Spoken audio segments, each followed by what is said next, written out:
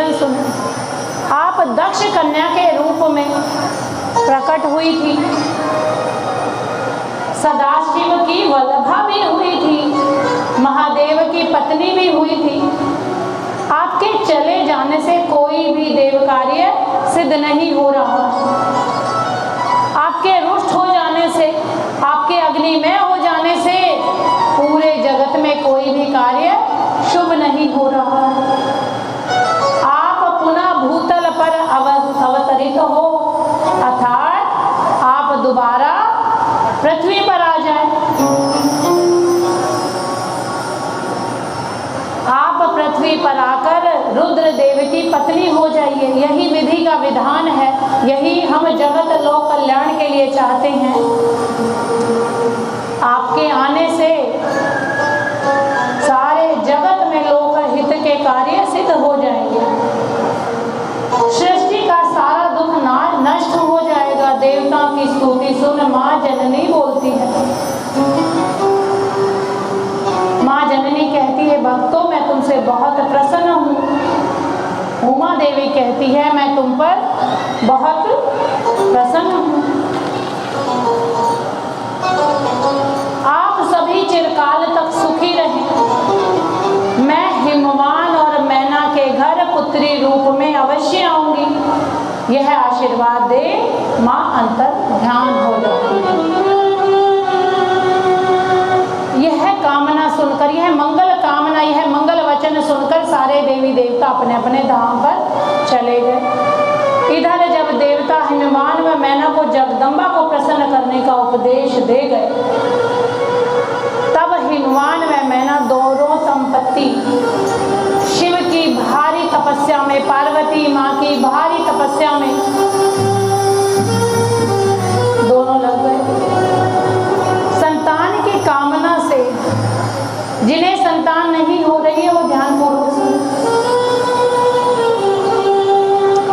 संतान की कामना से चैत्र मास के आरंभ से जिन बच्चों को संतान नहीं हो रही है, संतान की इच्छा रखते हैं, ये दिनों का, नक्षत्रों का बहुत बड़ा महत्व होता है, प्रभाव होता है। इसे सुनिएगा। चैत्र मास के आरंभ में 27 वर्षों तक प्रतिदिन जगदम्बा की आराधना में तत्परता पूर्वक माँ मैना और पिता हिमवान लगे रहे।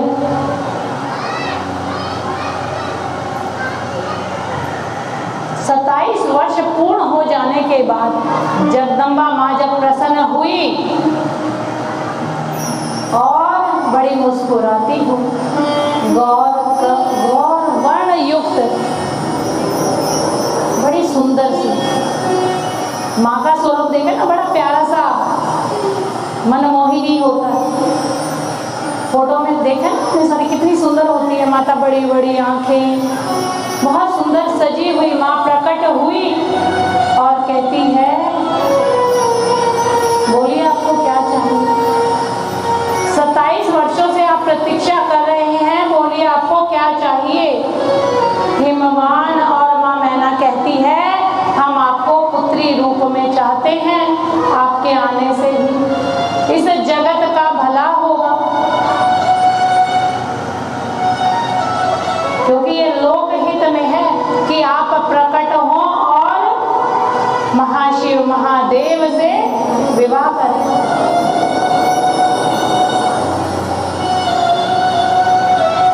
बड़े भक्ति भाव से जब मैना और हिमवान कहते तो माँ प्रसन्न होकर कहती है, तथास्तु, मैं अवश्य तुम्हारे गर्भ में आऊंगी और पुत्री रूप में तुम्हें मिलूं।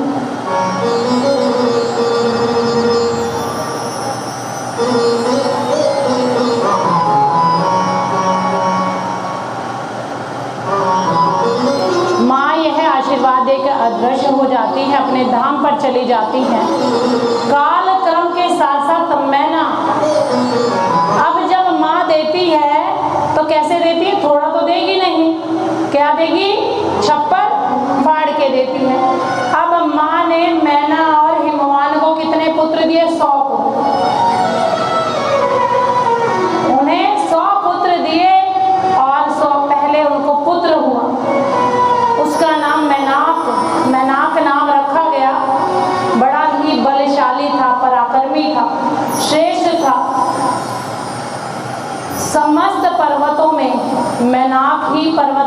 पद पर प्रतिष्ठित हुआ। अब आप ये देखिए, सुनने में बड़ी अलग अलग लगती हैं कथाएं कि हिमवान मतलब पर्वतराज, हिमालय के घर पार्वती माँ आई। हिमालय था सबसे ऊंचा, हिमालय में सबसे ऊंचा, और ऊंचा होकर भी धरती से जुड़ा हुआ। जो व्यक्ति सब कुछ होते हुए भी, सारे सुख वैभव होते हुए भी जमीन पर ऐसे आलती पालती मारकर बैठता है, उसकी संतान सदैव लक्ष्मी रूपा होती है।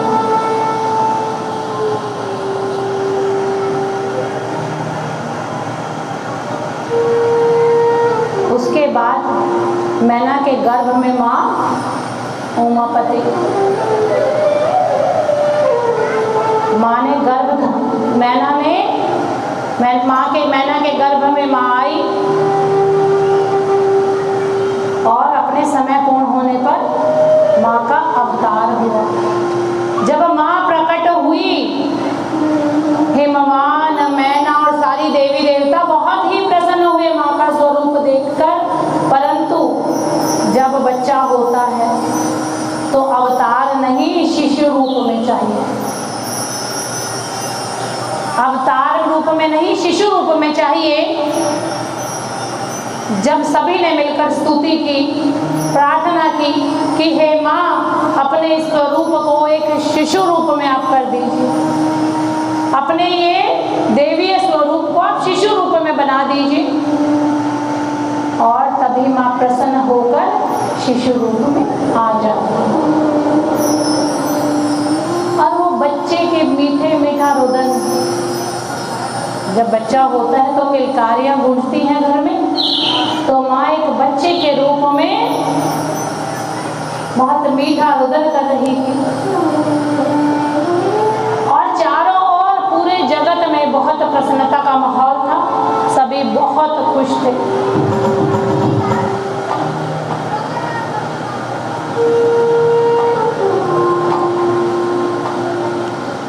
अब दिन पर दिन माँ कन्या को देखकर बहुत ही मन प्रसन्न रहती। धीरे धीरे चंद्र की कलाओं की तरह माँ युवावस्था में पहुँच गई। जिस कारण माँ का जन्म हुआ था, जिस कारण माँ ने दोबारा धरती पर आई थी, उस कारण को पूर्ण करने के लिए अब सभी चिंतित होने लगे। चारों तरफ चिंता का माहौल था।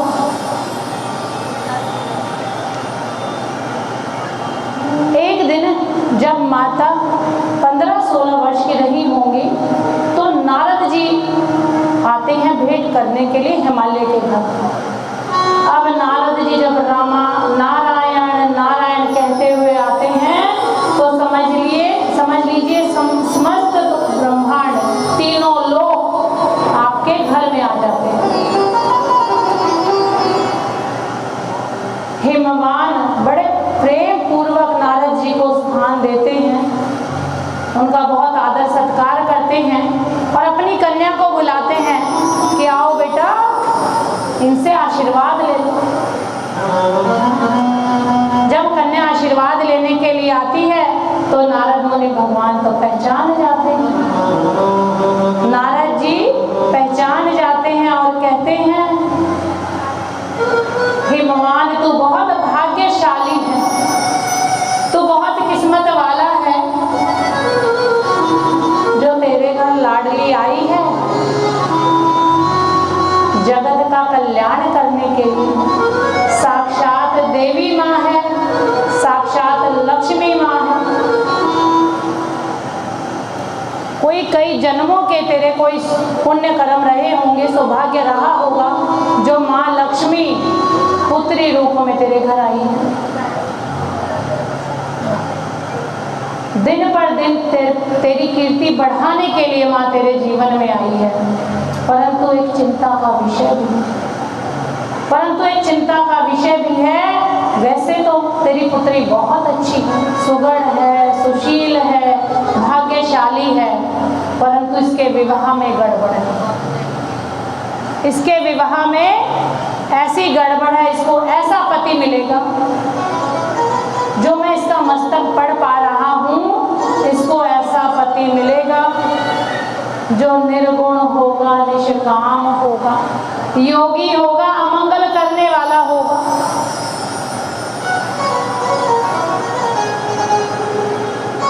उसका वेश ही अमंगलकारी होगा, ना देखने में अच्छा होगा, ना सुनने में अच्छा होगा, ना उसके संगी अच्छे होंगे, ना उसके साथी अच्छे होंगे। नारद की ये बात सुनकर हिमवान और मैना बहुत दुखी हो जाते हैं।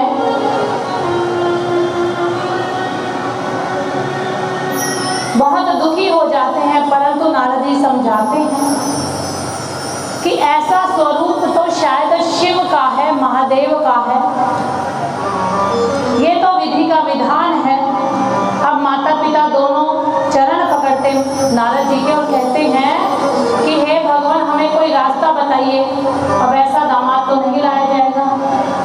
परंतु नारद जी कहते हैं तो विधि का विधान है, यहाँ माता ने जन्म लिया ही तेरे घर इसीलिए है कि वह इस जगत को, इस संसार को चला सके और महादेव से विवाह कर सके। अब रो के मानो या हंस के मानो, अब भाग्य को तो नहीं बदल सकता।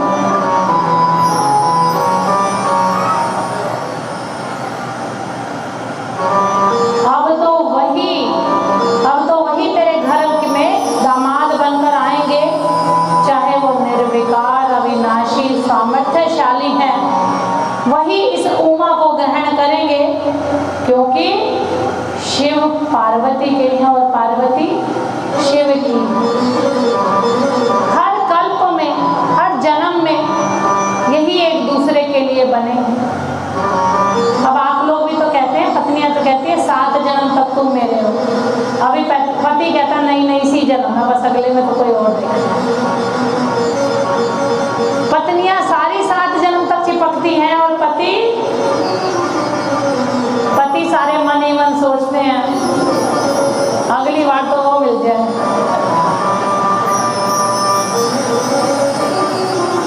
इसी प्रकार भोले बाबा और पार्वती माँ का भी जन्म जन्म का संबंध है। नारद मुनि कहते हैं विधि को, विधान को कोई नहीं बदल सकता। अभी आप अपनी पुत्री को ये आदेश दीजिए कि शिव को पाने के लिए तपस्या आरंभ कर दे। शिव को पाने के लिए तपस्या आरंभ कर दे, क्योंकि शिव मानने वाले नहीं हैं इस जन्म में विवाह के लिए। इस जन्म में शिव विवाह के लिए नहीं मानने वाले हैं। अब क्यों नहीं मानने वाले हैं? जो पिछले जन्म में जो दर्द मिला था भोले बाबा, जो पत्नी का वियोग मिला था, उस भय से भोले बाबा ने अपने आप को ध्यानस्थ कर लिया था, ध्यान मग्न कर लिया, इस संसार से अलग कर लिया। बैठकर सिर्फ पार्वती माँ के ध्यान में रहते, उसी दुख में रहते। अगर माँ अपनी तपस्या से उसे प्रसन्न कर दे तो उमापति महेश हो सकता है इन्हें अपना ले।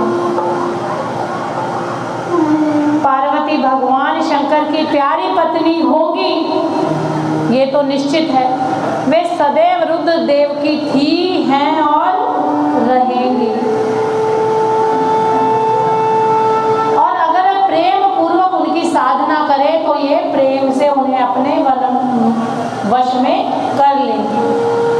भगवान शिव उमा के सिवा किसी और के हो ही नहीं सकते। अगर विवाह करेंगे तो उमा से, अन्यथा किसी से। शादी करूंगा तो इससे, वरना कवारा ही मर जाऊंगा। कहते ना लड़के जब प्रेम में होते हैं, शादी करूंगा तो इससे करूंगा मम्मी, ना तो कवारा ही मर जाऊं, मैं तो ऐसे ही रह लूं। ऐसा उच्च कोटि का प्रेम ना कभी किसी का हुआ है और ना होगा। इन्हीं के प्रेम वश होकर, इन्हीं के प्रेम में सारे कार्य देव कार्य पूर्ण होंगे। यहीं से एक प्रथा चली है कि जब हम कोई पूजन अनुष्ठान करें तो पत्नी को भार्या को साथ में बिठा दें। हिमवान बोलते नारद जी, महादेव तो मन को संयम रख नित्य तपस्या करते हैं, महादेव विवाह के लिए कैसे मानेंगे? यह विषय मुझे बहुत संदेह वाला लगता है, चिंता वाला लगता है। सती के समय महादेव ने प्रतिज्ञा की थी कि मैं तुम्हारे सिवा किसी अन्य स्त्री का पाणी ग्रहण नहीं करूंगा। महादेव सती के बाद पार्वती को ग्रहण करेंगे क्या? नारद जी बोले, इस विषय में तुम्हें चिंता नहीं करनी चाहिए, क्योंकि यही तुम्हारी पुत्री पूर्व काल में दक्ष की कन्या थी और यही सती माता थी। बोलिए शंकर भगवान की। महादेव, इनका पूर्व नाम सती था। यह पुत्री साक्षात जगदम्बा शिवा है। यह पार्वती भगवान शिव की पत्नी बनेगी ही बनेगी, होंगी ही होंगी। नारद जी की बात सुनकर हिमवान थोड़ा चिंता मुक्त होते हैं और उसके बाद नारद जी भी अपने धाम पर चले जाते हैं। कुछ समय बाद मैना हिमवान से बोलती है, नारद जी ने जो बात आपको बताई थी, स्त्री स्वभाव होने के नाते, मां होने के नाते मुझे चिंता हो रही है।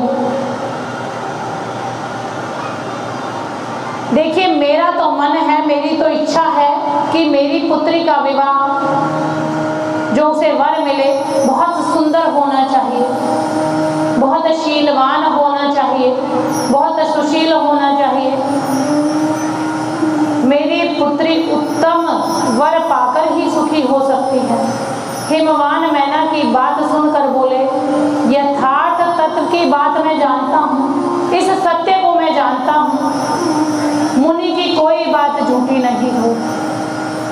यदि बेटी पर स्नेह है तो भक्ति पूर्वक स्थिर चित्त से शंकर के लिए तप करने के लिए उसे समझा दीजिए। शंकर जी द्वारा ही पाणी ग्रहण होने से सब शुभ होगा, इसलिए पुत्री को शिव की प्राप्ति के लिए ही शिक्षा दे। पार्वती, जिनके हृदय में शिव के चरणों के प्रति पूर्व से ही बहुत स्नेह था और शिव प्राप्ति के लिए तपस्या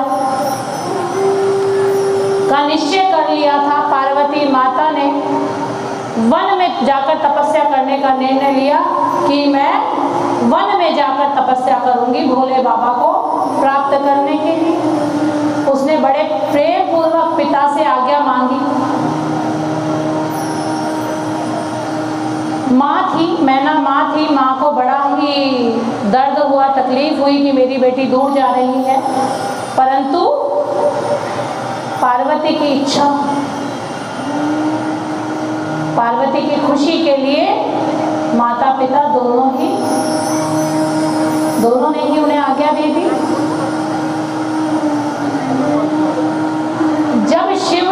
जब पार्वती शिव की आराधना करने के लिए वन में पहुंची,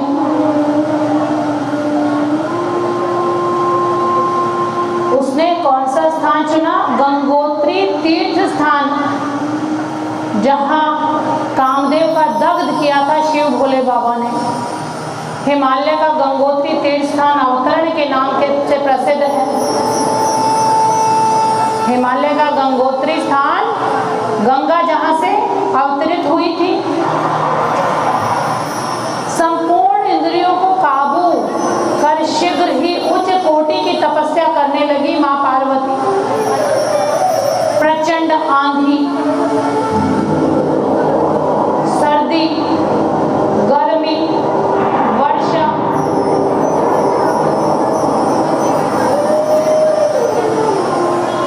किसी भी स्थिति से ना घबराते हुए मां पार्वती वहां पर कठिन तपस्या कर रही थी। मां को तपस्या करते करते असंख्य वर्ष बीत गए। उमा माता प्रतिदिन शिव का चिंतन करती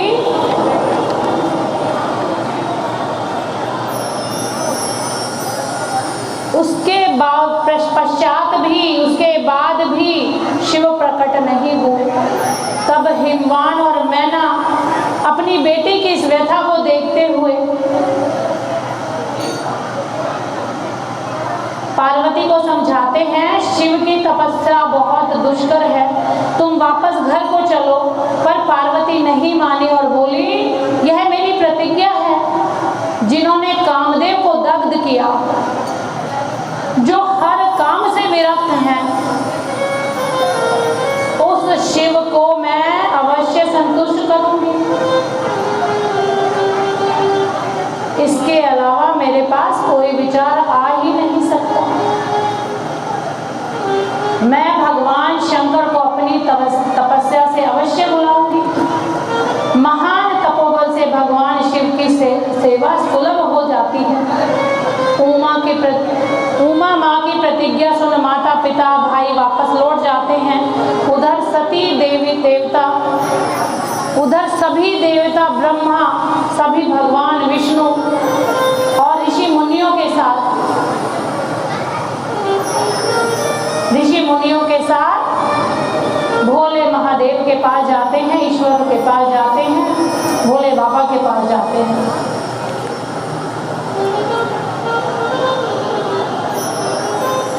और कहते हैं, प्रार्थना करते हैं, शंकर भगवान और सभी देवता मिलकर प्रार्थना करते हैं, पकड़ लो हाथ बनवारी, पकड़ लो हाथ भोलेनाथ, नहीं तो डूब जाएंगे। पकड़ लो हाथ भोलेनाथ, नहीं तो डूब जाएंगे। ऐसे बोले आप हाथ नहीं पकड़ेंगे, दोनों हाथ को पकड़ के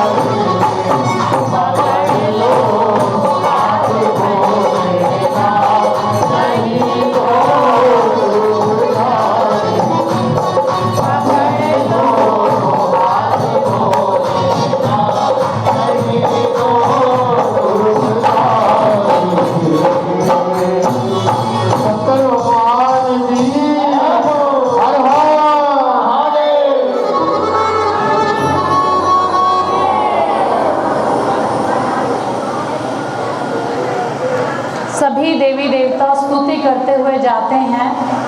क्या कहा? पकड़ लो हाथ बनवारी, नहीं तो डूब जाएंगे। अब बनवारी के पास जब जाते हैं, शिव के पास जब पहुंचते हैं, तो शिव से तो सीधा कैसे मिले? सामने कौन मिलते हैं? नंदी महाराज। उन्हें कौन, किनसे भेंट होती है? नंदी महाराज से। सबसे पहले नंदी महाराज को सूचित किया गया कि देवता और मुनि संकट में पड़ गए हैं, आपकी शरण में आए हैं, आप उनका उद्धार कीजिए। समाधि से बाहर आने पर देवताओं से शिव बोले, हे ब्रह्मा विष्णु सभी देवतागण, आप यहाँ आने का कारण बताएं। आप यहाँ आने का कारण बताएं। भगवान शंकर के वचन सुन प्रसन्न चित्त से देवता कारण बताने लगे और कहा कि भगवान तारकासुर नामक दैत्य सभी को बहुत कष्ट दे रहा है। यही बताने सभी देवता आए हैं, क्योंकि इतनी आसानी से तो सही बात बताएंगे नहीं। अब और जो परेशानियां थी वो बताने लगी। और तारकासुर का वध आपके ही पुत्र के द्वारा होगा। गणेश महाराज के अलावा कोई तारकासुर का वध नहीं कर सकता था। तारकासुर द्वारा उपस्थित दिए गए कष्ट से देवताओं का उद्धार कीजिए। शिव बोले, जैसे ही मैं पार्वती को स्वीकार करूंगा तभी कामदेव जीवित हो जाएंगे। अब आप यहाँ देखिए देवताओं की चालाकी। अब विवाह की बात कैसे करते? सीधा बच्चे की बात करते। अब ये कहते विल यू मैरी मी, ये कहते विल यू मैरी मी। इससे ही पहले बोले क्या तुम मेरे बच्चे की माँ बनोगी? तो बढ़िया तरीका था ना। तो सारे देवताओं ने दिमाग लगाया और बोले, तारकासुर से अगर बचना है तो गणपति महाराज चाहिए, और गणपति महाराज चाहिए तो पार्वती माँ से विवाह करना ही पड़ेगा।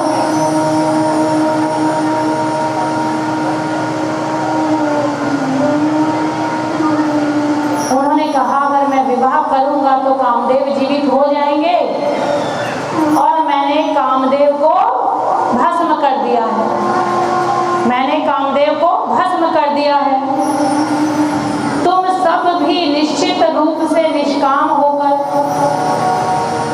आराम से रहो, क्योंकि काम से क्रोध, क्रोध से मोह, काम से क्रोध, क्रोध से मोह, और मोह से तपस्या नष्ट हो जाती है। तुम देवगणों को भी काम, क्रोध का मोह त्याग देना चाहिए। शिव ध्यान करते हुए पुनः ध्यान में स्थित हो गए, पुनः ध्यान में चले गए। तब पुनः नंदी महाराज से बोले, महाराज हम आपकी शरण में आए हैं, कृपया इस कलेश से हमारा उद्धार कराएं। अब जब इस कलेश से हमारा उद्धार कीजिए। फिर देवताओं ने बड़ी दीनता से भगवान की स्तुति कही और निवेदन करने लगे। हे विष्णु भगवान बोले, आप सर्वज्ञ हैं, आप मन की बात जानते हैं। देवताओं को तारकासुर अनेक दुख दे रहा है। आप व उमा के पुत्र द्वारा ही तारकासुर का अंत होगा। सृष्टि लोक कल्याण की दृष्टि से आज आप दोनों का ही पुत्र यह कार्य सिद्ध कर सकता है। हे शंभु, हे महादेव, हे उमापति शंकर, हम सभी देवताओं का दुख मिटाएं। अब बात वहीं पर आ जाती है, भगवान भक्तों के अधीन होता है। भगवान सदैव भक्तों के अधीन होता है। शिव हंसकर बोले, अरे देवगण, तुम यह बात आदर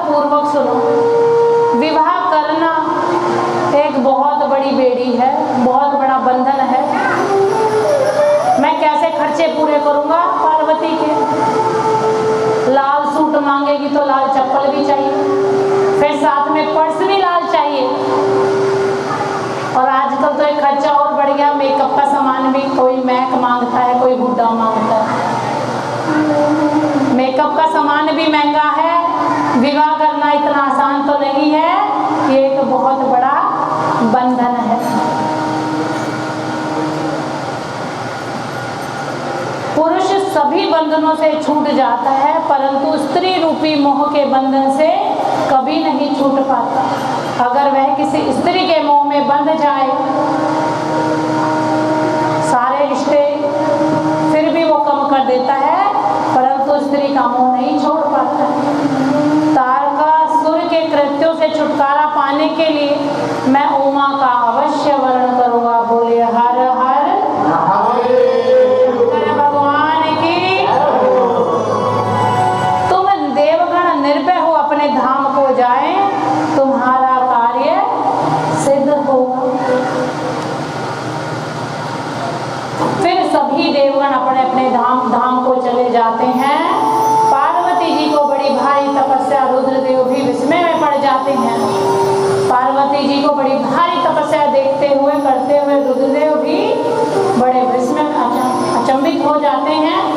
तब शिव ने सप्त ऋषियों से कहा, तुम सब लोग मेरे हितकारी हो, संपूर्ण वस्तु के ज्ञान में से निर्गुण हो, मेरी बात सुनो।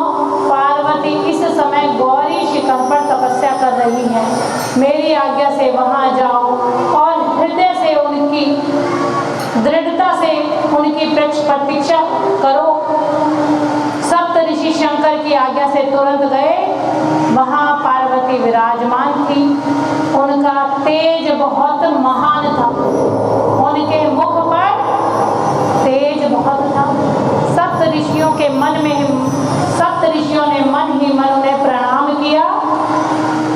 तब सप्त ऋषियों ने पार्वती से पूछा कि तुम इतनी कठोर तपस्या किसके लिए कर रही हो, हम जानना चाहते हैं।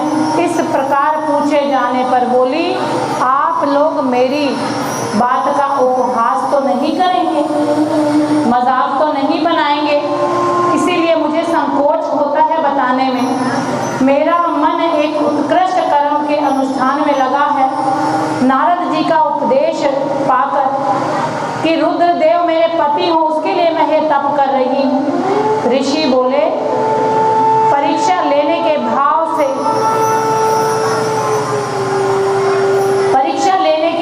से ही नारद जी अपने आप को व्यर्थ ही पंडित मानते हैं। पूजन किया। पार्वती बोली, तपस्वी रूप में आप कौन हैं, कहाँ से पधारे हो? तपस्वी बोला, मैं स्वेच्छा से विचरने वाला ब्राह्मण हूँ, मैं स्वेच्छा से इधर उधर घूमने वाला ब्राह्मण हूँ, दूसरों को सुख देने वाला हूँ। तुम कौन और किसकी पुत्री हो और इस निर्जन वन में किस लिए तपस्या कर रही हो? क्या तुम कोई तपस्विनी हो या तुम्हारे पिता कौन है? पार्वती बोली, मैं हिमवान की पुत्री हूँ, इससे पहले मैं राजा दक्ष की पुत्री थी, इस समय मैं राजा हिमवान की पुत्री हूँ पार्वती। पूर्व समय में मेरा नाम सती था। मेरे पिता के द्वारा अनादर के कारण, मेरे पति का भी अनादर के कारण मैंने स्वयं को भस्म कर लिया था, मैंने स्वयं को अग्नि में कर लिया था। और अब मैं कठोर तप के बाद भी, अभी मेरे इतने वर्षों के कठोर तप के बाद भी शंकर भगवान ने मुझे नहीं अपनाया। अब भी मैं प्राण वल्लभा को नहीं पा सकी। मैं अग्नि में प्रवेश करना चाहती थी, इतने में आपको आया देख मैं क्षण भर रुक गई। अब आप जाइए, मुझे अग्नि में प्रवेश करना। जब भी मैं जन्म लूंगी केवल शिव का ही वर्ण करूंगी। बोलिए शंकर भगवान की। कोई भी शिव पार्वती वो शंकर भगवान की। दुनिया से हारा तो आया तेरे दास, यहाँ से कर जो हारा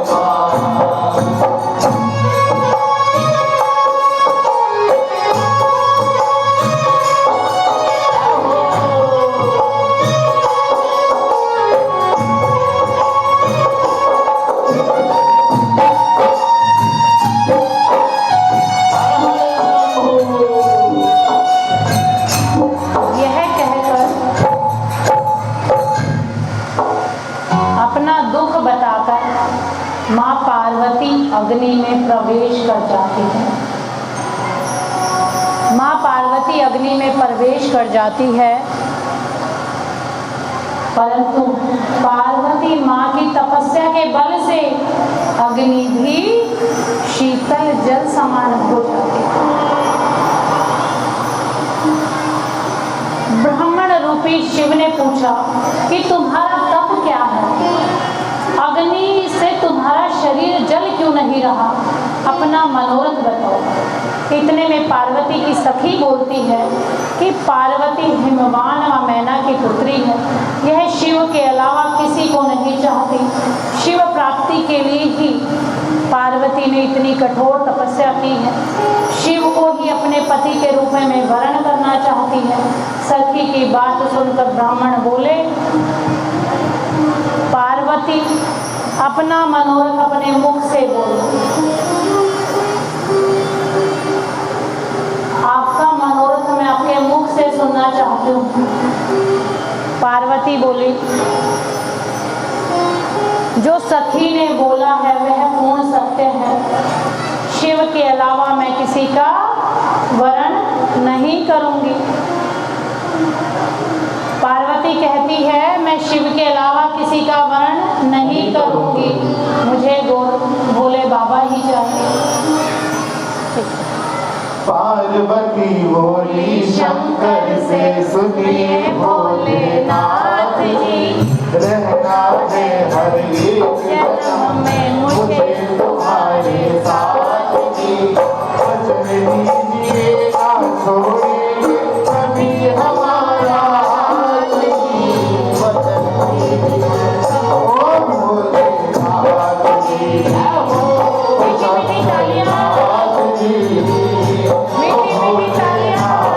जी।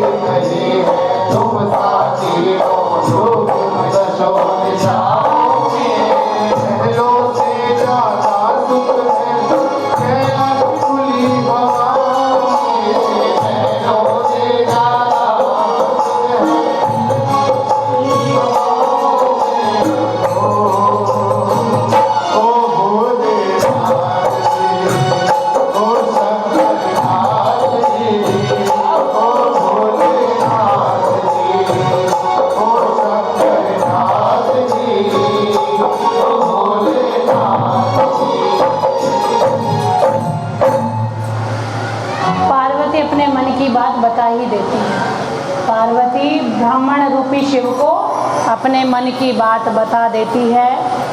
ब्राह्मण देवता कहते हैं, देवी मेरे मन में इच्छा थी जानने की और अब मैं जा रहा हूँ, जैसी जैसी तुम्हारी इच्छा वैसा। पार्वती बोली, आप क्यों जा रहे हो? मेरी हित की बात तो बताते जाओ। सारी मन की पूछ ली, अब बाहर जा रहे बिना कोई सॉल्यूशन दिए जा रहे थे। पार्वती के कहने पर ब्राह्मण रुक गए। देवी मैं उनको सब प्रकार से जानता हूँ। सिर पर जटा धारण किए हुए हैं, शरीर पर भस्म लगाए हुए हैं, 7 अंगों से लिपटे हुए रहते हैं। उनका जन्म कहाँ और कैसे हुआ किसी को नहीं पता, ना उनके माता का पिता, ना पिता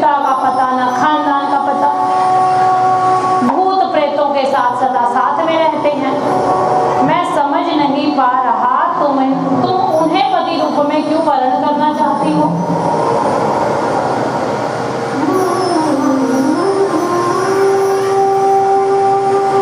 दक्ष ने अपनी पुत्री को इसलिए तो नहीं बुलाया था कि कपालधारी भिक्षुक आएगा, तुम तो स्त्री रत्न हो, तुम्हारा पिता समस्त पर्वतों के राजा हैं, तुम चंद्रमुखी हो, तुम्हारा यह उत्तम रूप शिव योग्य तो नहीं है। सवारी के नाम पर भी उसके पास एक बैल है, सवारी के नाम पर भी ना ऑडी, ना मर्सिडीज, ना मारुति, ना वैगनार, एक बैल लेके घूमता है। उसमें एक भी गुण नहीं है तेरे लायक, इसीलिए तुम अपनी हठ छोड़ दो, तुम अपनी जिद को छोड़ दो। पार्वती बोली, ब्राह्मण देवता, आपको मैंने ज्ञानी महात्मा समझा, यदि आप शिव को जानते हो तो आप बुद्धि के विरुद्ध बातें नहीं करते। शिव अपनी लीला के लिए अद्भुत वेश धारण को करते हैं, आप स्वेच्छा से ब्राह्मण वेश धारण कर मुझे ठगने आए हो क्या? असंगत युक्तियों का सहारा ले छल कपट युक्त बात बोल रहे हो। मेरे शिव निर्गुण ब्रह्म है, प्रेम पूर्वक जो उनका भजन करते हैं उसे अक्षय शक्ति प्रदान होती है। चुप हो गई और सनातन शिव का चिंतन करने लगी। शिव शिव कहते हुए उनके ध्यान में मग्न हो और सखी से बोली, जो शिव निंदा करती है वह त्यागने योग्य है, जो शिव की निंदा करता है वह त्याज्य है, त्यागने योग्य है, चाहे वो ब्राह्मण ही हो, चाहे वो ब्राह्मण ही हो। जो शिव की निंदा करे उसी स्थान को, जहां पर शिव की निंदा हो उस स्थान को छोड़ देना चाहिए। ऐसा कह पार्वती अन्यंत्र जाने लगी तो ही भगवान शिव ब्राह्मण रूप साक्षात रूप में प्रकट हो गए। बोलिए शंकर भगवान की। और पार्वती को अन्यत्र जाने के लिए रोक लिया।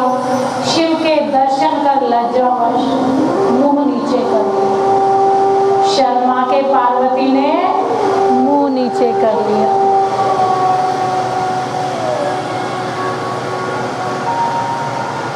भगवान शिव बोले, मुझे छोड़कर जाओगी तो तुम्हारा त्याग कभी फलीभूत नहीं हो सकता। अब तुम्हें वर मांगना ही होगा। मैं तुम्हारी तपस्या से बहुत प्रसन्न हूँ। तुम तो मेरी सदा सदा से सनातन पत्नी रही हो। तुम्हारी तपस्या के बल से तुम्हारे अधीन हूँ, तुम मेरी पत्नी हो और मैं तुम्हारा वर शीघ्र ही तुम्हें अपने साथ कैलाश पर ले चलूंगा। शिव के ऐसा कहने पर पार्वती मग्न हो उठी और आनंदमय हो गई। तपस्या का फल प्राप्त हो जाने से पार्वती अत्यंत प्रसन्नचित्त थी। फिर पार्वती ने भगवान शिव से कहा, इस समय तारकासुर के दुख से सारा संसार दुखी है और इसी देव कार्य को सिद्ध करने के लिए मैं रानी मैना के गर्भ से उत्पन्न हुई हूँ। आपकी आज्ञा लेकर पिता के घर जाती हूँ और मेरे गृहस्थ आश्रम को सफल बनाए। आप विवाह रूप यश को सर्वत्र विख्यात करें। आप ऋषियों से मेरे पिता को सब जानकारी करवाएं, तब मेरे पिता बंधु बांधवों सहित आपकी आज्ञा का पालन करेंगे। आप शास्त्र विधि के द्वारा विवाह कार्य को संपादित करें। पार्वती की बात सुनकर भोले बाबा बोलते हैं, शिव हंसते हुए बोलते हैं, हे प्रिय, जगत में भक्त वत्सला के कारण भक्तों को सुख देने हेतु अवतार ग्रहण किया है तुमने। हम सगुण भी व निर्गुण भी हैं। मैं तुम्हारे पिता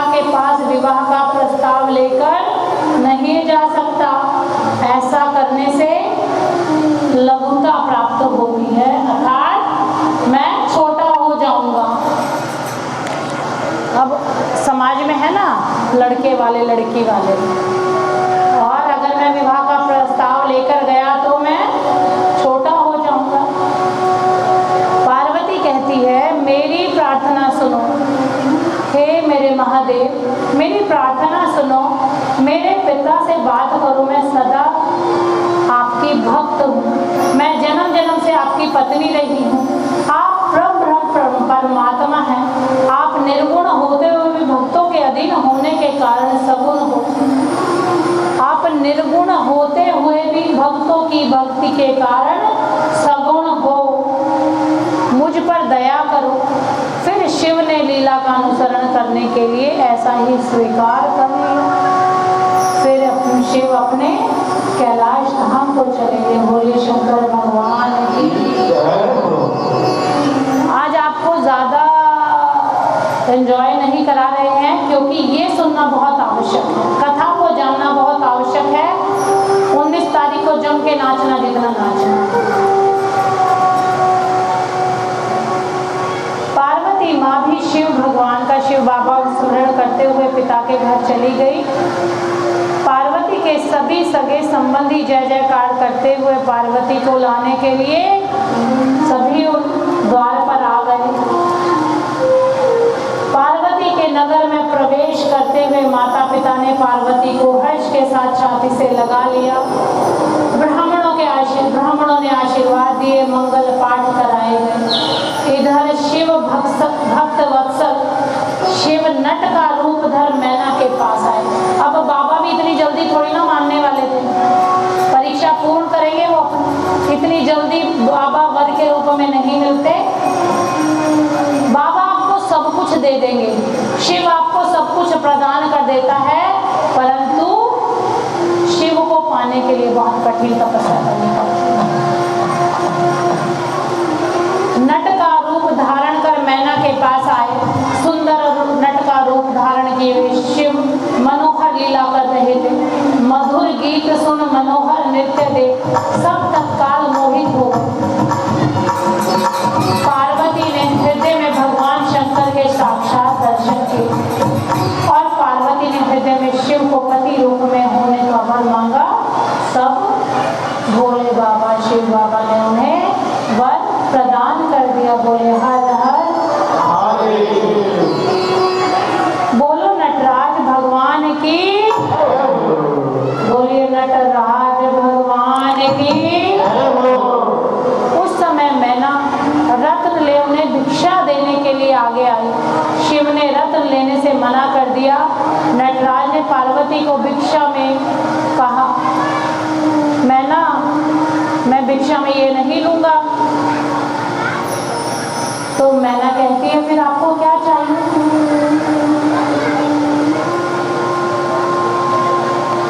फिर आपको क्या चाहिए? नट के उत्तम तेज के कारण, क्योंकि थे तो वो भोले बाबा ही ना। नट के उत्तम तेज के कारण छूना भी बहुत कठिन था। हिमवान ने देखा कि भिक्षुक नट कभी विष्णु रूप में, कभी ब्रह्मा रूप में, कभी अद्भुत रुद्र के रूप में दिखाई दे जा रहे थे। उनके साथ पार्वती भी विराजमान थी। शिव की माया शिव ही जाने, शिव की माया शिव ही जाने। यह देख हिमवान तुरंत आनंद में हो गया। हिमवान को ज्ञान हुआ कि भगवान शिव की लीला और माया, भगवान शिव की लीला ही माया से हमें बार बार परीक्षा ले रहे हैं, छल रहे हैं। देवताओं ने देखा कि हिमवान व मैना कि शिव के प्रति अनंत भक्ति, अनन्य भक्त थे वो शिव के। कुछ समय बाद शिव ब्राह्मण रूप धर कर आए। अब नट से नहीं काबू में आए तो वो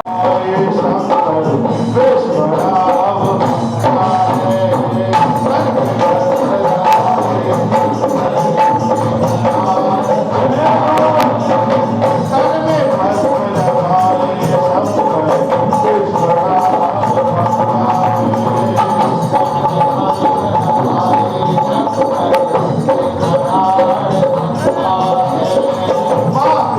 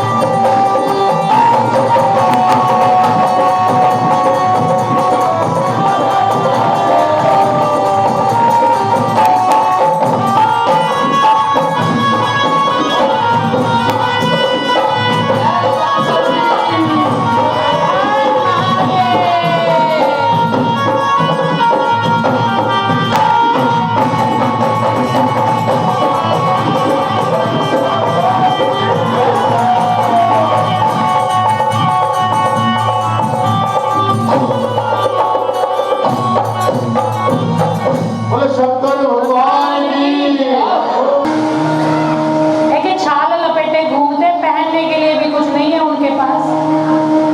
क्या तुम्हें लगता है कि वो सुयोग्य वर है तुम्हारी पुत्री के लिए? अब ब्राह्मण देवता समझाते हैं क्या वो ठीक वर है तुम्हारी पुत्री के लिए? कुछ भी नहीं है। आजकल एक गाना आ रहा है, हरियाणवी गाना, नंगड़ा के ब्याह दी मैं ते नंगड़ा के ब्याह दी। तो वो यही समझाने आया था, कुछ नहीं है उसके पास, खाली ठंडन गोपाल। इस प्रकार शिव ब्राह्मण रूप में यह बात कहकर वहां से चले गए। अब ब्राह्मण की बातों का बहुत गहरा प्रभाव पड़ा माता पिता पे। देखिए, जब बेशक ये शिव लीला है, परंतु जब माता पिता होते हैं ना, तो वो तो चिंता में हो ही जाते अपने बच्चों को लेकर। बहुत गहरा प्रभाव पड़ा। मैं ना शिव हिमवान से बोली कि प्रभु मेरा मन बहुत दुखी है, मैं अपनी पुत्री को कदापि उसको नहीं दूंगी।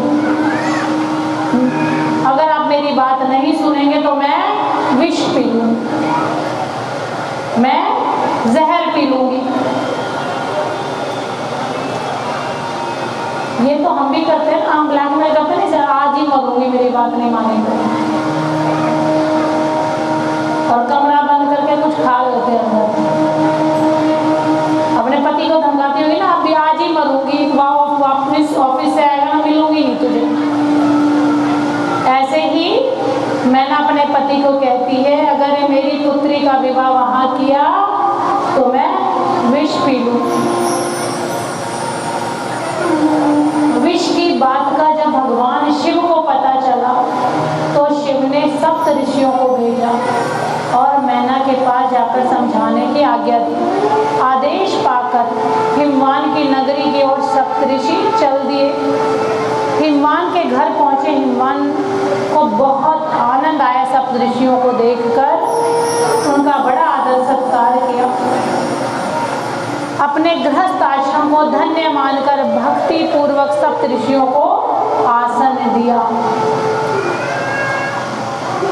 सप्तऋषि अर्थात जिन्होंने अपना जीवन धर्म को दे दिया, अपना पूरा जीवन धर्म को दे दिया।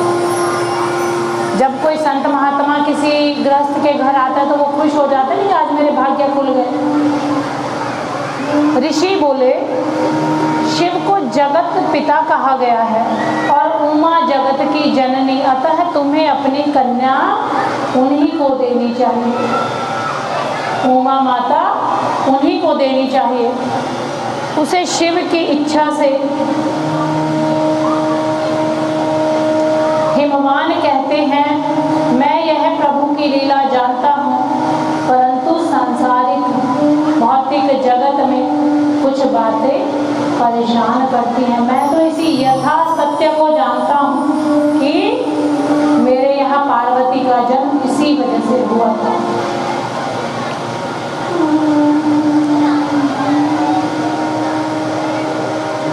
और उन्होंने उस ब्राह्मण की जो बातें थी, उल्टी सीधी सारी बातें बताई। मेरा और मैना का ज्ञान भ्रष्ट हो गया, अब मैना की इच्छा नहीं है विवाह की। तभी सप्तऋषि ने कहा, अरुंधति, सप्तऋषियों ने अरुंधति को मैना के पास समझाने के लिए भेजा।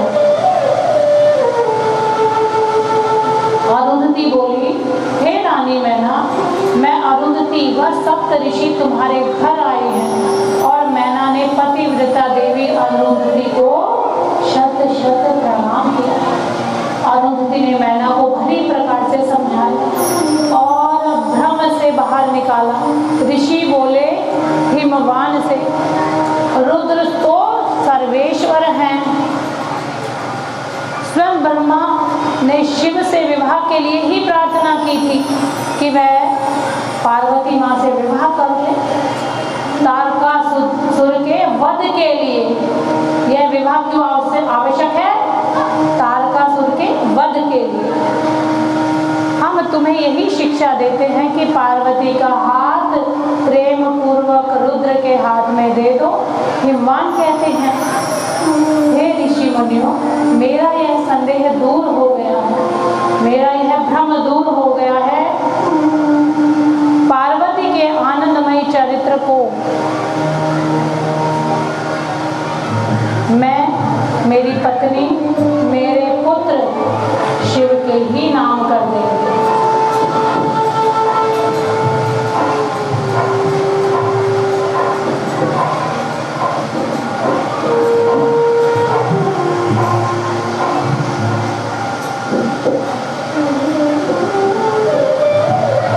रिद्धि सिद्धि अन्य सभी वस्तु शिव की है। मैं अपनी पुत्री का विवाह रुद्र से अवश्य करूंगा। सप्त ऋषियों ने कहा, आप सभी देवगणों को इस शुभ कार्य के लिए आमंत्रित करें। इस शुभ कार्य के लिए आमंत्रित करें। अभी कुछ लोगों को आप बुला लीजिए। बहुत ही शुभ मुहूर्त आ गया है जब शिव और पार्वती का लगन लिखने वाला है। शंकर भगवान। उससे पहले वो उनका नाम क्या बेटा, उनका ये गमछे वाले जो अंकल है, मदन। जो मदन जी हैं वो आपको कुछ बताना चाहते हैं, क्योंकि इतने अब सब ध्यान पूर्वक सुन लीजिए और लगन की तैयारी कर लीजिए। सुंदर सुंदर कपड़े तैयार है, कपड़े पहन। हर हर महादेव, हर हर महादेव, हर हर महादेव, हर हर महादेव। सभी माताएं आपके समक्ष हमारी महानोक मंडलेश्वर को आशीन है। पहली बार मैं आपको कहूँगा कि आप बहुत ही परम सौभाग्यशाली हैं कि हमारी महामंडलेश्वर अपने आश्रम से आकर के आपको महाशिवपुराण की कथा का प्रसाद देते हैं। महामंडलेश्वर की एक ऐसी उपाधि होती है, संत पुरुष को आपने देखे होंगे, जहाँ एक महामंडलेश्वर की उपाधि इतनी बड़ी होती है। चलो अभी तो इनका लिखवाते, पंडित लाओ। तो आप कितने परम सौभाग्यशाली हैं। बोलिए हर हर महादेव, हर हर महादेव। सभी माता नहीं, वाइफ एक हाथ से वाइफ। अब हमें आप ये बताएंगे कि जिन जिन माताओं बहनों ने अपने गुरु बना लिए हैं वो अपना हाथ नीचे करें। जिन्होंने गुरु बना लिए वो नीचे करें, ठीक है। अरे आप सबने गुरु अभी तक नहीं बनाए, क्यों नहीं बनाए हैं ये मैं पूछूंगा तो आपके पास जवाब नहीं होगा। कब बनाएंगे इसका भी आपके पास जवाब नहीं होगा। लेकिन बनाएंगे,